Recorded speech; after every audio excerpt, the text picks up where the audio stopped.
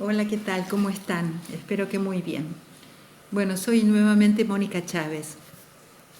Hoy vamos a trabajar la unidad número 7, que es la última que nos toca en seminarios para este segundo módulo. El nombre de esta unidad es Ganancia de la enfermedad. Para esta clase vamos a trabajar algunas partes de varias conferencias. De la conferencia 23 tomaremos de la página 326 a la 334. De la conferencia 17, de la página 241 a la 247. De la conferencia 18, de la página 254 a la página 259 y... de la página 254 tomaremos solo la página 254 y de la página 259 a la página 260.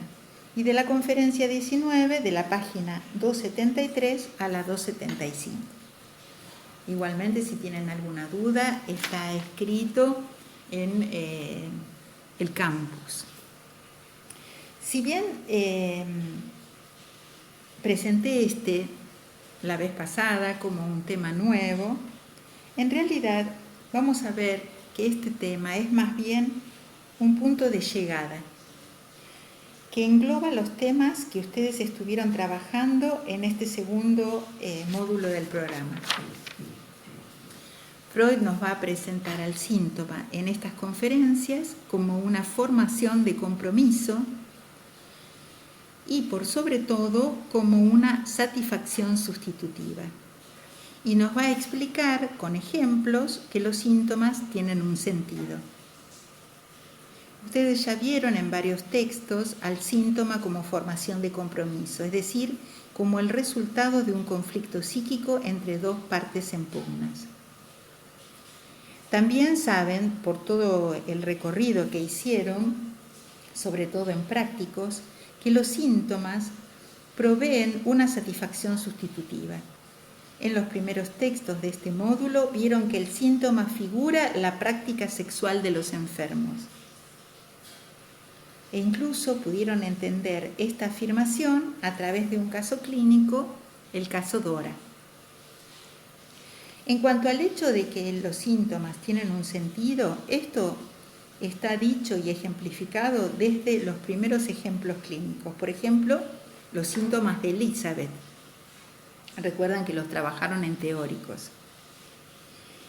Es por todo esto, todos estos antecedentes, que podemos decir que estas conferencias constituyen un punto de llegada, en donde Freud explicita y profundiza estos modos de pensar el síntoma en psicoanálisis. Sin embargo, a pesar de que recopila y desarrolla un material que ya había presentado en otros textos, lo novedoso es que aquí postula un camino para la formación de síntomas que incluye todos los conceptos que formuló a partir de pensar la sexualidad como psicosexualidad. Otro punto novedoso es la formulación de lo que va a llamar las series complementarias, en donde se conjugan tanto lo accidental como lo constitucional en el armado de los síntomas. Ahora sí, vamos a comenzar con nuestro tema. El último tema, como les decía, de seminarios de este segundo módulo. Nuestro eje va a ser la conferencia 23 y vamos a ir agregando, sobre todo para ejemplificar, parte del contenido de las otras conferencias. Espero que las hayan podido leer y las puedan tener presentes. Comienza diciendo algo en la conferencia 23 que es realmente relevante para pensar la cura psicoanalítica. Dice que hay que distinguir los síntomas de la enfermedad, porque las personas que desconocen el psicoanálisis tienden a creer que la cura consiste en la eliminación de los síntomas. Pero desde el psicoanálisis pensamos que si solo nos ocupamos de la eliminación de los síntomas, lo que resta es la posibilidad y la capacidad, dice Freud, de formar nuevos síntomas. Es por esto que el tratamiento psicoanalítico apunta a desentrañar las condiciones de posibilidad para el armado de los síntomas y no se conforma solo con suprimirlos. Y es en este sentido que se diferencia de otras psicoterapias. En la tercera parte del programa van a trabajar justamente hacia dónde se dirige el final de un análisis, ¿no? Así que tengan en cuenta esto que estamos trabajando hoy, que trata de desentrañar las condiciones de posibilidad para el armado de los síntomas. Es por eso que, si bien, como les decía al principio, vamos a ver que acá retoma modos de pensar al síntoma que ya había desarrollado, lo novedoso es que va a acentuar lo que llama la predisposición para la causación de síntomas.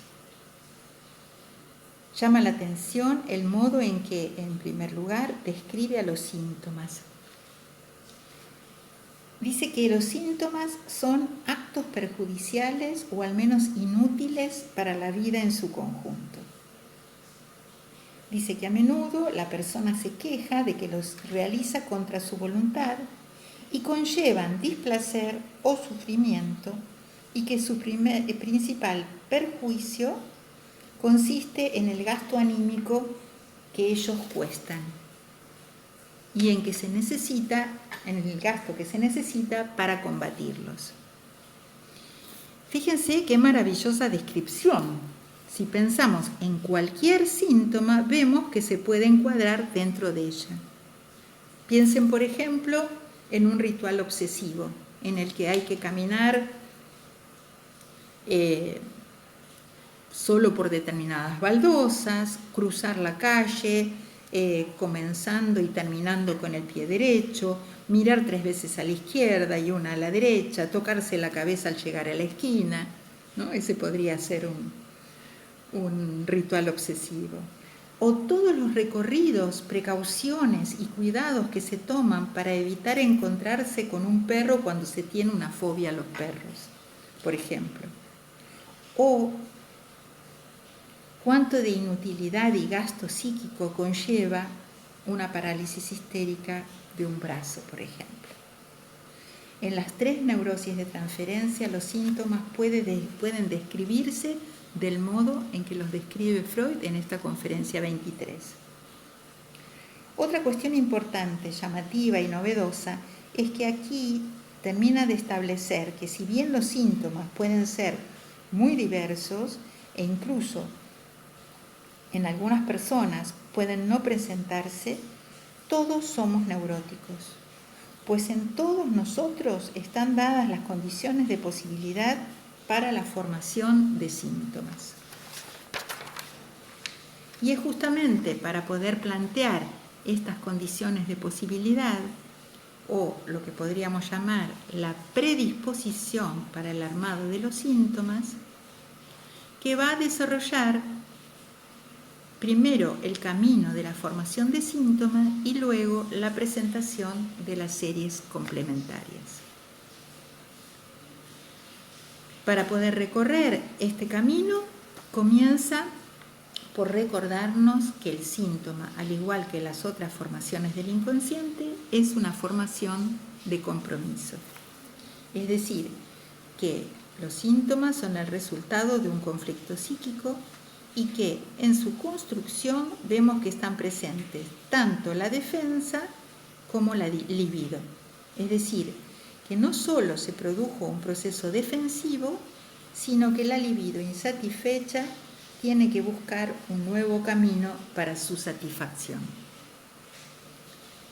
Freud nos plantea que en un primer momento la libido resulta insatisfecha porque choca con algo que torna irrealizable su satisfacción. Esto puede ser una situación accidental, puede ser algo fortuito, algo contingente. Por ejemplo, recuerden el desencadenante de uno de los síntomas de Elizabeth, cuando ella regresa de salir con un hombre que le gustaba sexualmente y justo al llegar a su casa se entera que su padre había empeorado. Esto es un hecho accidental, fortuito. Entonces, la libido insatisfecha emprende el camino de la regresión. ¿Hacia dónde regresa? Hacia los lugares a donde hubo satisfacción. ¿Qué significa esto? Para entender a dónde regresa la libido, tenemos que recordar lo que vimos en 3 ensayos para una teoría sexual. Allí Freud nos habla del desarrollo libidinal del niño, cómo a lo largo de la primera infancia se van recortando zonas erógenas. En un determinado momento se privilegió una cierta modalidad de satisfacción, que puede ser oral, anal, escópica, y allí la pulsión quedó fijada a un objeto, que puede ser oral, que puede ser anal, que puede ser escópico. Cuando hablo de escópico digo la mirada, ¿no? ¿Se acuerdan del concepto de fijación que vieron en Pulsiones y Destinos de Pulsión? En este texto, en la página 118, dice: un lazo particularmente íntimo de la pulsión con el objeto se acusa como fijación de aquella. Puede consumarse en periodos muy tempranos del desarrollo pulsional y pone término a la movilidad de la pulsión, contrariando con intensidad su deshacimiento. Es decir, que en un determinado momento del desarrollo libidinal, una satisfacción pulsional se privilegia y la pulsión queda fijada a ese objeto de satisfacción. Habrá para cada uno de nosotros un tipo particular de modalidad de satisfacción privilegiada. Por ejemplo, en el caso Dora, que ustedes estuvieron trabajando en prácticos, la modalidad de satisfacción privilegiada es la oral. Es por eso que en ese caso la libido regresa al punto de fijación oral. Aquí Freud se detiene y hace una salvedad. Si se tratara de una perversión, ¿no? Porque estamos viendo el recorrido, el camino de la formación de síntomas en una neurosis. Pero si se tratara de una perversión, podría comenzar también con un factor accidental en la vida de un adulto, fortuito, y la libido regresar a este punto de fijación, cualquiera sea. Esta regresión en una perversión no produciría conflicto psíquico, porque no despertarían contradicciones entre el yo y la libido. Pero si el yo no presta su acuerdo a estas regresiones, entonces en la neurosis se produce el conflicto psíquico entre la libido y el yo. Es por este conflicto que se produce la represión y en última instancia la formación de síntoma como retorno de lo reprimido. La formación de síntoma que se puso en marcha para impedir la satisfacción conlleva justamente, porque es una formación de compromiso, esa satisfacción sustitutiva. Es por esto que decimos que el síntoma provee también una satisfacción. Para explicar el camino de la formación de síntomas, estamos utilizando un concepto, el concepto de regresión, que ya fue desarrollado cuando explicábamos el armado de los sueños. Ahora podemos agregar que la libido recorre un camino regresivo o regrediente a los lugares de fijación de los cuales en su momento se había protegido por medio de represiones. ¿Qué quiere decir esto cuando decimos que en su momento se había protegido por medio de represiones? Recuerden que todo este periodo de la primera infancia había sido afectado por la represión. Las representaciones sobre las cuales la libido transfiere su energía en calidad de investidura pertenecen al sistema inconsciente reprimido y están sometidas entonces a los procesos de condensación y desplazamiento. Fíjense que en esta conferencia compara el armado del síntoma con el armado del sueño. Y tanto nos ocupamos de la libido como de las representaciones. Sin embargo, la diferencia importante que señala es que el sueño cumple su propósito de preservación del dormir y tiene como límite el estado de dormir que bloquea la salida a la realidad. En cambio, el síntoma produce, como decía al principio, actos perjudiciales para la vida en su conjunto, porque aquí no están cerradas las esclusas a la realidad. Entonces, por eso mencionaba que el síntoma produce acciones por momentos inútiles, pero también perjudiciales para la realidad de ese sujeto. Ya vamos a volver en un momento al terreno de las representaciones y así como vimos en su momento el sentido de los sueños, vamos a tomar un poquito un síntoma obsesivo para hablar del sentido de los síntomas. Pero detengámonos un momento en la satisfacción o ganancia de la enfermedad. Por la regresión hacia las antiguas fijaciones, la libido ha logrado abrirse paso hacia una satisfacción real, aunque apenas reconocible. Por eso hablamos de ganancia de la enfermedad, porque nos estamos refiriendo a esta ganancia que tiene que ver con que el síntoma es una satisfacción sustitutiva.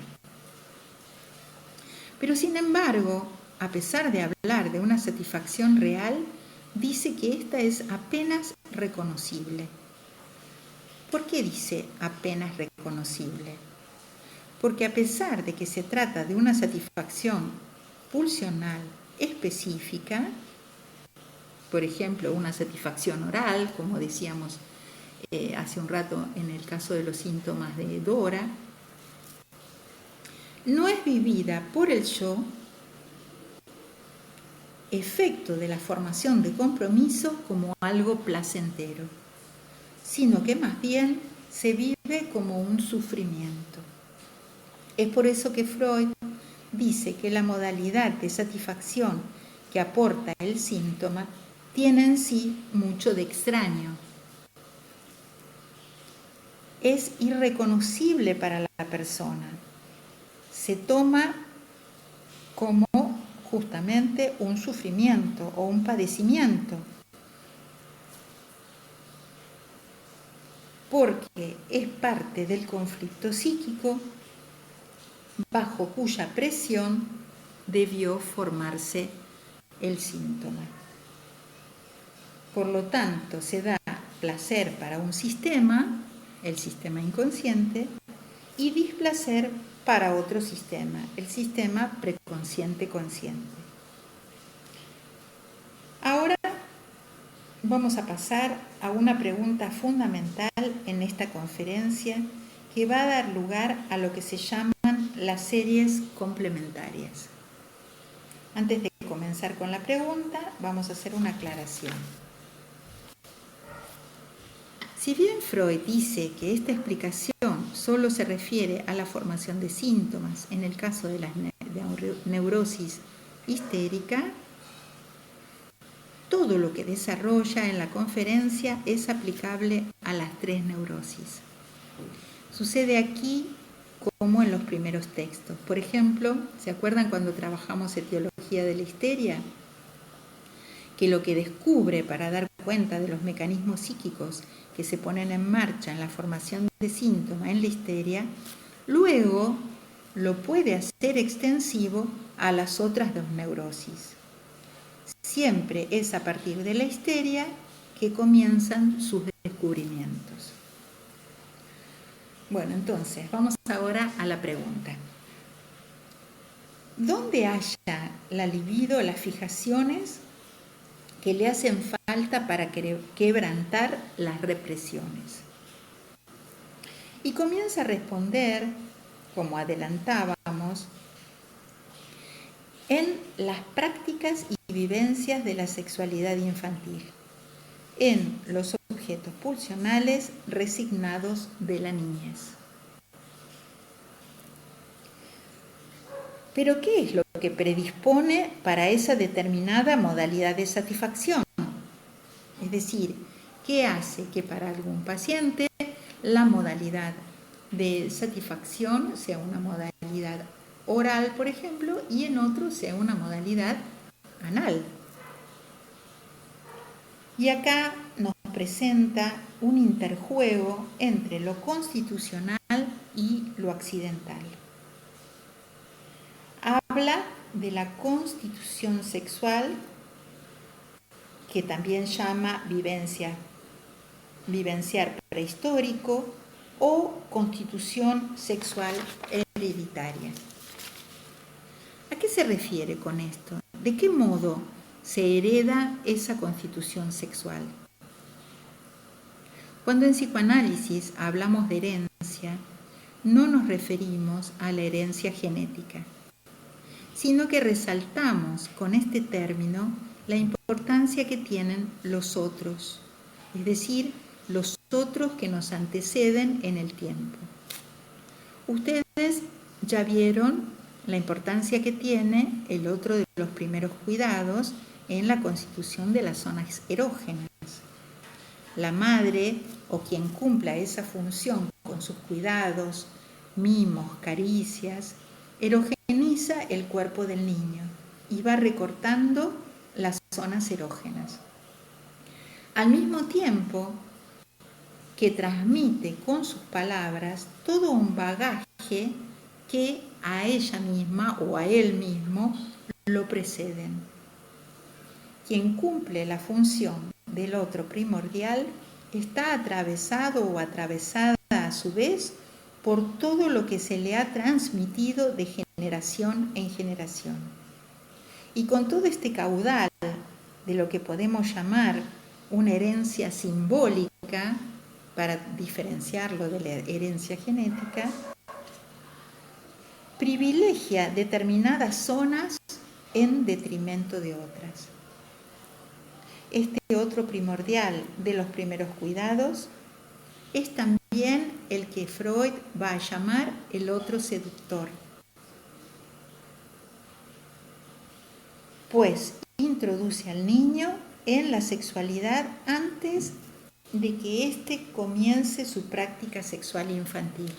Recuerden este término, este modo de llamar al otro, el otro seductor, cuando trabajen el tema del complejo de Edipo. Y van a ver, sobre todo en un texto que se llama El esquema del psicoanálisis, que Freud habla de quien cumple la función materna, que puede ser cualquiera, no necesariamente la madre biológica, la función de otro seductor, porque introduce al niño en la sexualidad. Pero al mismo tiempo lo que está planteando es que esto funciona como una herencia simbólica, pues este otro seductor con sus cuidados va constituyendo estas zonas erógenas y privilegiando zonas en detrimento de otras, también porque a su vez este o esta fue sexualizada por alguien más que lo antecedía. Es por esto que dice que las disposiciones constitucionales son las secuelas que dejaron las vivencias de nuestros antepasados. la persona que cumple con la función materna de erogenización del cuerpo, a su vez fue introducida a la sexualidad por sus progenitores, y estos a su vez por los que los criaron a ellos. Y como les decía antes, hablo de función materna porque en psicoanálisis consideramos que esta función puede ser ejercida por cualquiera que esté a cargo del niño. Decíamos entonces que hay una modalidad de satisfacción que se transmite y es entonces privilegiada por este otro. Por ejemplo, imagínense un otro de los primeros cuidados que privilegia la modalidad de satisfacción oral. Esto contribuirá a la predisposición para una fijación al objeto oral. La disposición constitucional se conjuga con lo que sucede durante la primera infancia, es decir, con el vivenciar infantil. La predisposición adquirida en la primera infancia se compone de estas dos cuestiones que estamos trabajando. Aquí entran a jugar con este vivenciar infantil las prácticas sexuales infantiles. Recuerden todo el desarrollo que vieron acerca de estas prácticas sexuales infantiles en el texto 3 ensayos para una teoría sexual. Entonces, aquí comienza lo que se llaman las series complementarias. La constitución sexual, es decir, la importancia del otro primordial o el otro de los primeros cuidados, y el vivenciar sexual infantil se complementan para dar cuenta de la predisposición por fijación libidinal. Uno podría preguntarse, ¿por qué es que la libido, ¿no? Retomando la pregunta de Freud, ¿por qué es que la libido regresa a un cierto tipo de satisfacción y no a otra? Justamente por esta predisposición. La particularidad de la fijación libidinal a la que la libido regresa está dada tanto por lo constitucional, lo que depende de los otros que nos anteceden, como por el vivenciar sexual infantil. Es por esto que Freud dice que todos somos neuróticos, porque todos tenemos una predisposición por fijación libidinal que marcará no solo el tipo de satisfacción sustitutiva que va a darse en los síntomas, sino también toda nuestra sexualidad adulta. Si bien todos somos neuróticos, porque tenemos esta predisposición o condición de posibilidad para el armado de los síntomas, algunas personas pueden presentarse asintomáticas. ¿Cómo es entonces que se produce el síntoma? Y aquí vamos a otra complementariedad. Debe conjugarse esta predisposición por fijación libidinal con el vivenciar accidental del adulto. ¿A qué se refiere con esto? A aquel episodio fortuito, contingente, accidental, que funciona como desencadenante del síntoma. Es lo que vimos al principio, que mencionábamos en el camino de la formación de síntoma, como un primer acontecimiento en el que la libido resulta insatisfecha porque choca con algo que torna irrealizable su satisfacción. Y es a partir de allí que toma el camino de la regresión. ¿Hacia dónde? Hacia el punto de fijación recortado tanto por la constitución sexual como por el vivenciar sexual infantil. De este modo se explica causación de síntomas en las neurosis.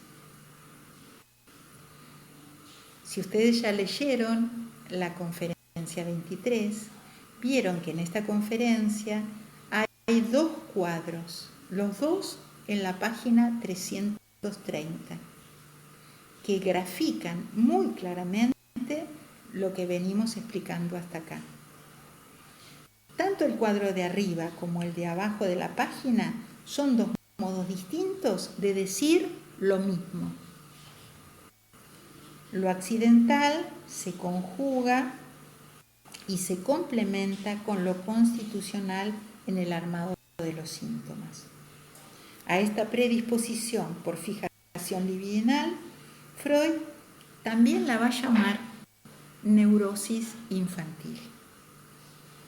Y hay que diferenciar esta neurosis infantil, que como les decía es la predisposición para la fijación, con lo que llamamos las neurosis de los niños. Es cierto que pueden presentarse síntomas en la infancia y a esto nos referimos cuando hablamos de neurosis en los niños. Lo más frecuente es que estos síntomas se presenten como síntomas de una histeria de angustia, es decir, como fobias infantiles.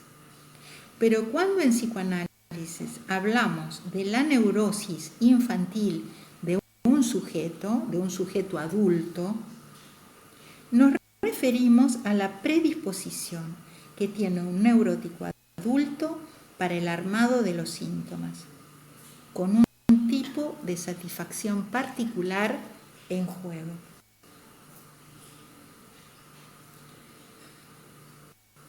Estos puntos de fijación ejercen entonces atracción para que la libido regrese una vez que se ha dado un vivenciar accidental en el adulto que hizo irrealizable la satisfacción. Una aclaración pertinente que nos remite a los primeros textos. ¿Recuerdan cuando vimos etiología de la histeria? Es que por retroacción, ¿se acuerdan que hablábamos del efecto póstumo? También era llamado así, o Nachstralich, decíamos, ¿no? Para aprender este tipo de temporalidad particular con que pensamos la formación de cualquier formación del inconsciente. Entonces, veíamos que por retroacción las vivencias sexuales infantiles cobran regresivamente un valor que en su momento no tuvieron. Es decir, si bien tuvieron importancia las vivencias sexuales infantiles, se ven reforzadas por regresión.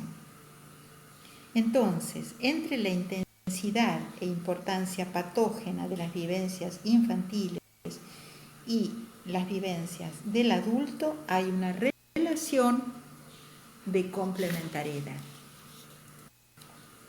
Bueno, con esto terminamos la conferencia 23 y vamos a hacer un resumen de lo que vimos. Lo que vimos fue que los síntomas crean un sustituto para la satisfacción frustrada y lo hacen por medio de una regresión de la libido a épocas anteriores. El síntoma repite aquella modalidad de satisfacción de la temprana infancia, pero esta satisfacción no se reconoce como tal y se vive como sufrimiento por efecto del conflicto psíquico. Dice Freud que se regresa a una especie de autoerotismo ampliado, como el que ofreció las primeras satisfacciones a la pulsión sexual. Hace un momento planteábamos una comparación entre el síntoma y el sueño y decíamos que en el síntoma han cooperado los mismos procesos que contribuyeron a la formación del sueño, la condensación y el desplazamiento. Decíamos que al igual que los sueños, los síntomas tienen un sentido. Esto ya lo vieron cuando analizaron otros recortes clínicos, como por ejemplo los recortes de la formación de síntomas en Elizabeth. Ahora, para dar cuenta del sentido de los síntomas, vamos a tomar de estas otras conferencias que anunciábamos al principio,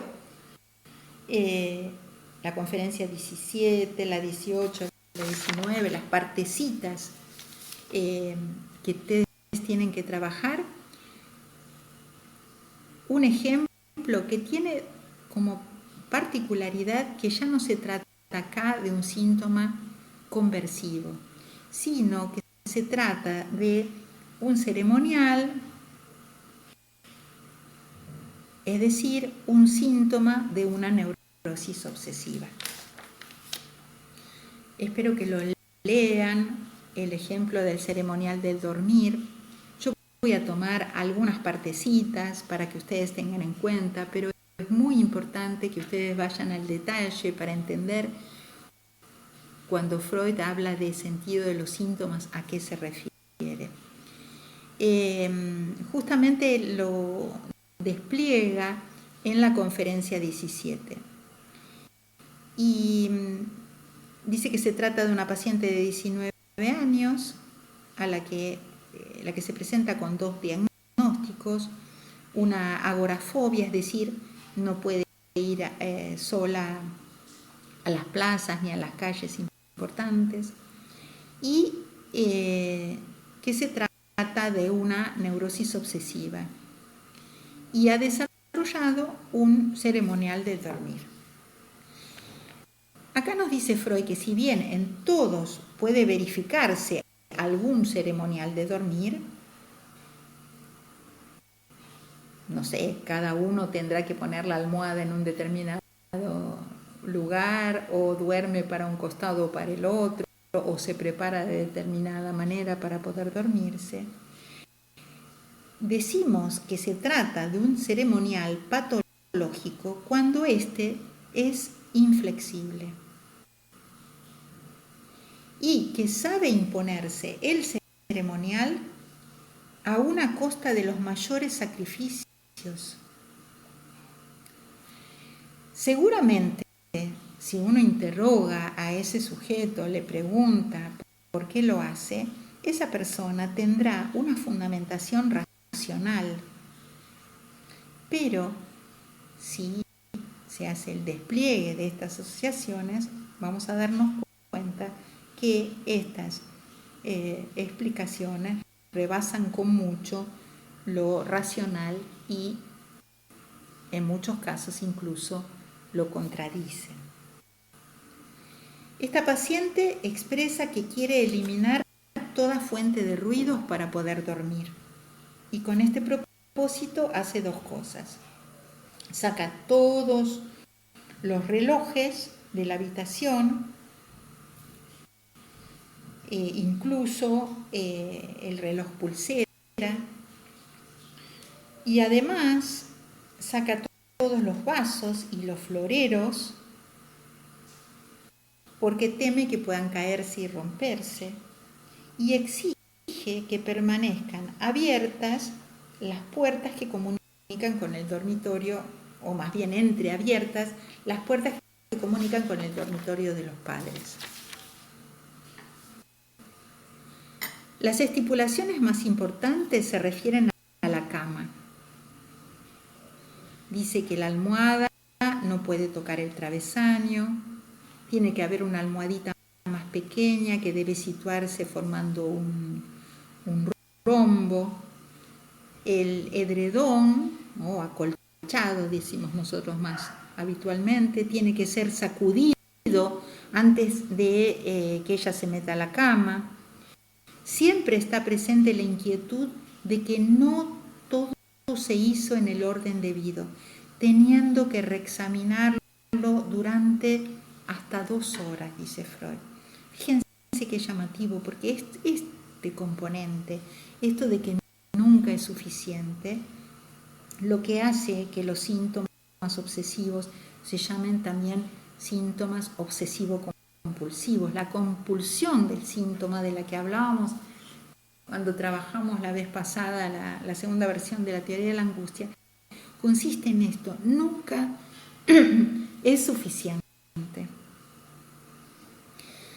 Y a partir de todas las asociaciones de la paciente en el curso del análisis, Freud llega a varias interpretaciones, es decir, que solo a partir del desarrollo de la cadena asociativa de las asociaciones del paciente, Freud logra encontrar el sentido de este síntoma.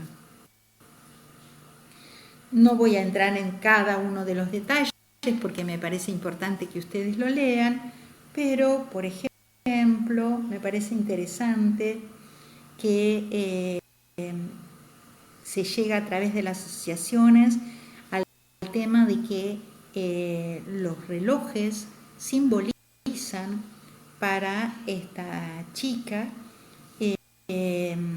la regularidad con que se dan sus periodos menstruales.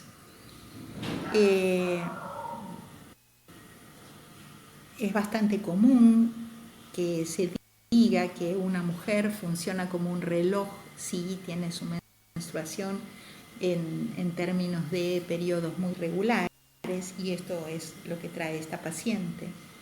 Y que el tic-tac, que a ella se le vuelve insoportable, lo relaciona con el latir de la excitación sexual en su clítoris.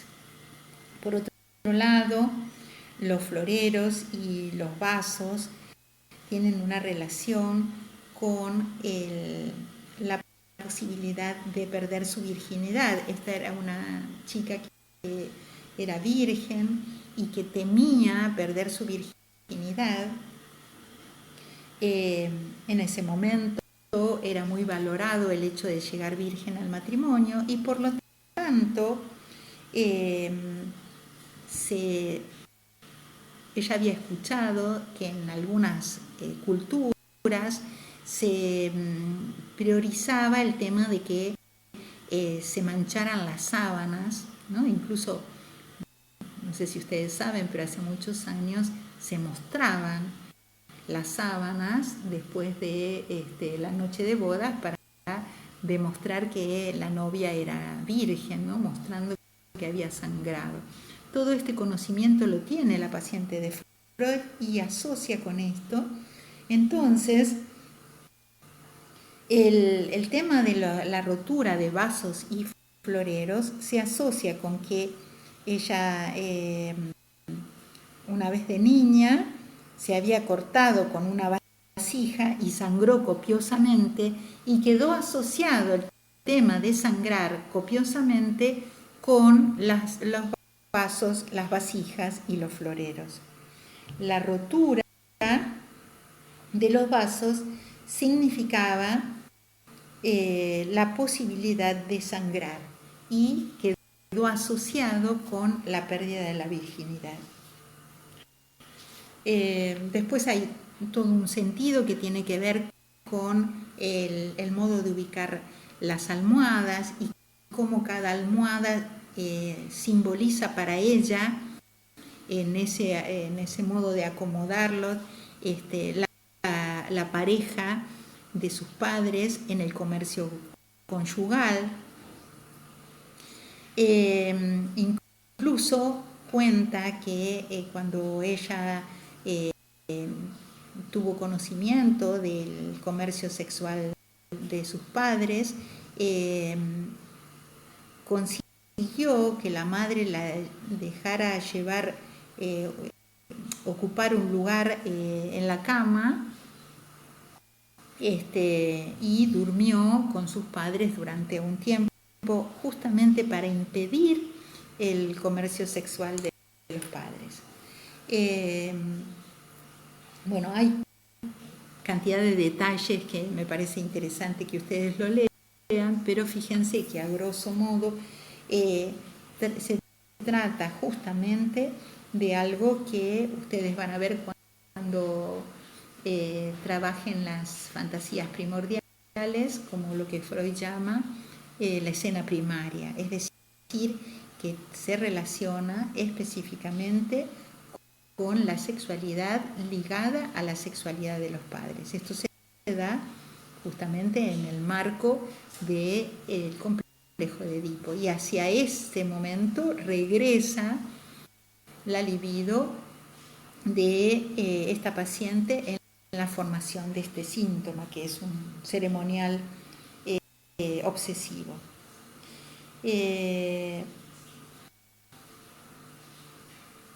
Entonces, lo que vemos en el ceremonial es que cada uno de estos aspectos no solo representa la satisfacción, sino que también representa el impedimento para la satisfacción. Por lo tanto, vemos claramente en este ejemplo cómo Freud trabaja el síntoma como una formación de compromiso.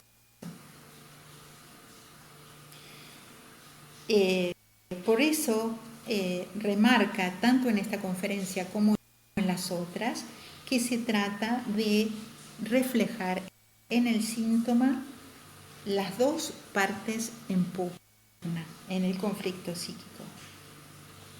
En la conferencia 18 dice que toda neurosis cuenta con una fijación, y que este es el aspecto económico, pero también los síntomas tienen un sentido, y de este sentido hablamos en los procesos anímicos.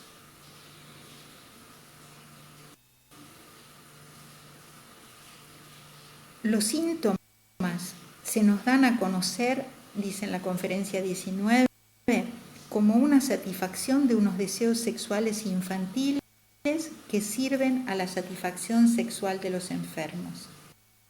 Son un sustituto de esa satisfacción que les falta en la vida. Sustituyen con los síntomas la insatisfacción que estructuralmente les falta. El síntoma es además un cumplimiento de deseo erótico. Por ejemplo, en esta paciente es el deseo de sustituir a la madre. Y todo esto vale para las 3 neurosis de transferencia. Estas personas, todas las personas neuróticas, enferman a raíz de una frustración cualquiera, cuando la realidad le escatima la satisfacción de sus deseos sexuales. Entonces el síntoma aparece como una satisfacción sustitutiva. Se podría objetar que los síntomas parecen contener también el propósito contrario, el propósito de cancelar la satisfacción. Pero esto no es contradictorio, pues son el producto de un compromiso. Nacen de la interferencia de dos aspiraciones opuestas y subrogan tanto a lo reprimido como a lo represor que han cooperado en su génesis. Generalmente, en los síntomas conversivos histéricos, se alcanza la coincidencia de los dos propósitos en el mismo síntoma. Pero en las neurosis obsesivas, las dos partes a menudo se separan, y entonces los síntomas en las neurosis obsesivas, como por ejemplo este que acabamos de tomar de Freud, consta de dos acciones sucesivas que se cancelan entre sí. Bueno, con todo esto espero que haya quedado claro esta unidad, que es la unidad de ganancia de la enfermedad. Y bueno, les decía antes que les recomiendo leer cuidadosamente el análisis del síntoma del ceremonial del dormir, porque es muy rico todo el cúmulo de asociaciones e interpretaciones de Freud. los dejo y les agradezco mucho su atención y espero que les vaya muy bien en este segundo parcial. Hasta luego. Gracias.